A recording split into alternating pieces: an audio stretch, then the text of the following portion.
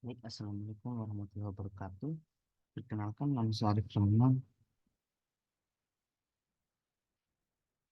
Baik, Assalamualaikum warahmatullahi wabarakatuh. Perkenalkan, nama saya Arif Rahman dengan NIM F1B02310039.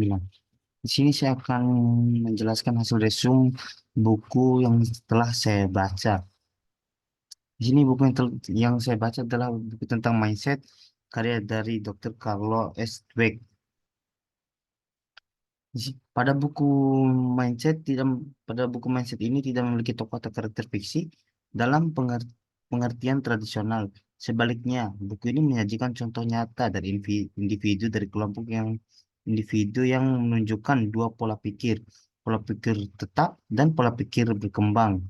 Contoh-contoh ini digunakan untuk menggambarkan konsep dan prinsip dari kedua pola pikir tersebut, serta menunjukkan bagaimana pola pikir ini dapat mempengaruhi kehidupan orang dalam berbagai aspek, termasuk pendidikan, olahraga, bisnis, dan hubungan personal.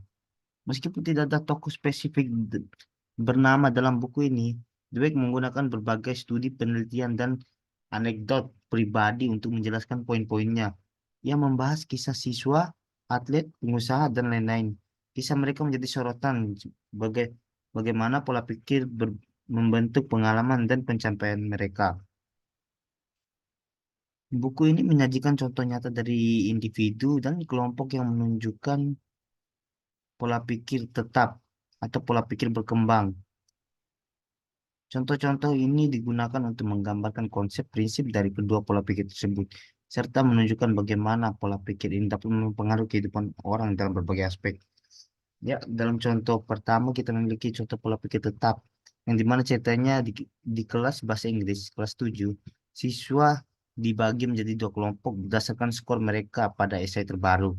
Siswa dalam kelompok kemampuan tinggi diberitahu bahwa mereka akan berada di peringkat 20% teratas di kelas.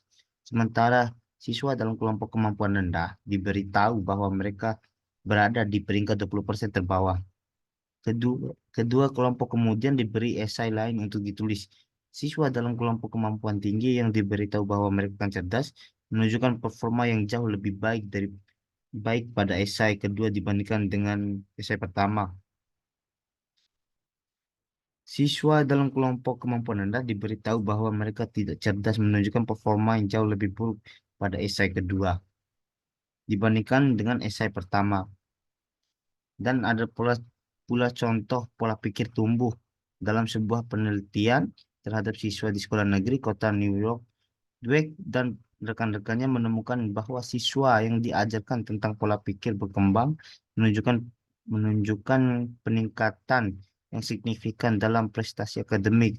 Siswa dalam kelompok pola pikir berkembang lebih cenderung menetapkan tujuannya, menantang diri mereka untuk sendiri, untuk bertahan menghadapi kemunduran, dan untuk percaya bahwa kecerdasan mereka dapat dikembangkan melalui usaha. Hasilnya, mereka mencapai peningkatan yang signifikan dalam skor matematika dan membaca sepanjang tahun. Jadi, di sini dapat disimpulkan bahwa contoh pola pikir tetap itu di mana seperti mereka tuh berpikir bahwa mereka tuh cuma di situ-situ aja tidak ingin maju atau berusaha untuk mengembangkan dirinya sendiri. Sedangkan dalam pola pikir tumbuh mereka selalu berjuang untuk memajukan diri mereka sendiri.